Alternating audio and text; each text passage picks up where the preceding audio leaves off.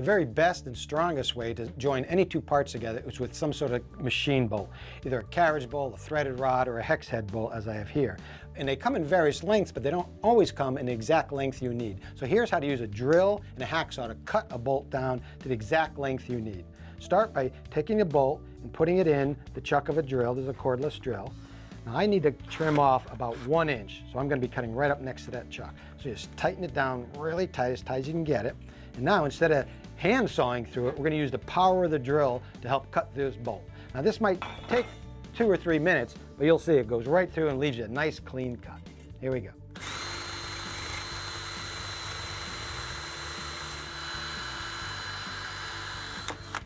There you go.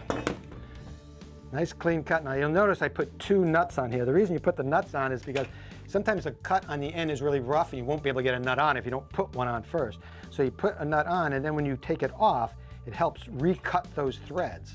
And that makes it a lot easier to get on the next nut when you go to use it. Sometimes you need a wrench to help you. There it goes. And I use 2 because sometimes 1 nut isn't enough to recut those threads. This one should spin right off. Beautiful. There you go. Perfect bolt cut to the exact right length.